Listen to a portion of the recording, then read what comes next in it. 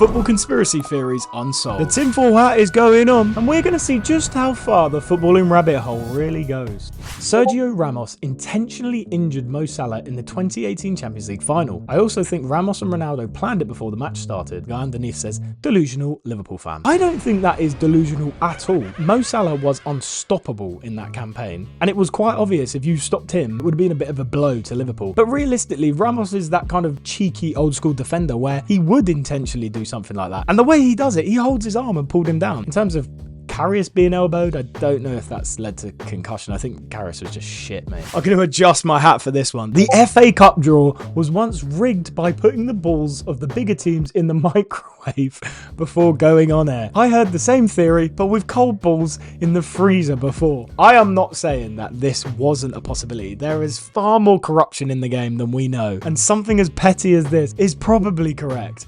But surely not. There is no way on earth that 63% of Liverpool's squad is legitimately asthmatic. I'm pretty on board with this one.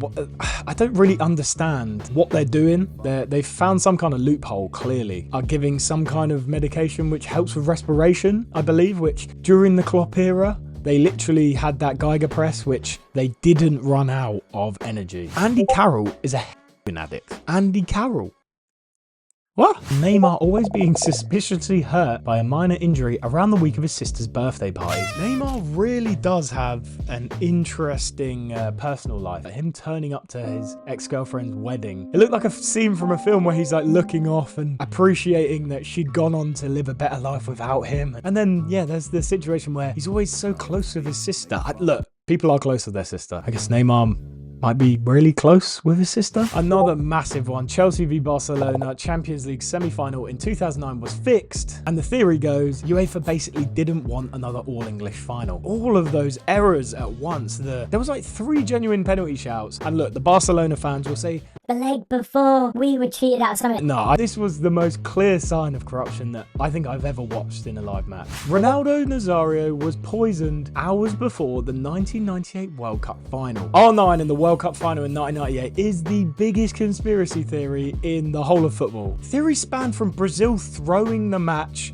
for a certain price to Ronaldo being poisoned. And then there was the theory that despite R9 had had a fit the night before, Nike had a contract where he had to play in the final. And obviously we got that famous picture of the boots around his neck, which whoever does that. And that one I thought was the most fitting. But as of last year, R9 sat down with Gary Lineker and literally said that he just felt like he had to play. But everything is still very questionable as to the goings on that very day. City forced Man United's hand into buying the most expensive player in the league and knew he wouldn't fit into their current system, hopefully rendering a waste. That is some tinfoil hat shit right there. The ref that oversaw Barca v Arsenal in 2011 that sent off Van Persie was Ben AF. That was probably the most ridiculous red card I've ever seen. And anyone, absolutely anyone who doubts VAR or doesn't want it has to think back to the corruption that we saw corruption we saw from Barcelona, but the corruption we saw from UEFA in the Champions League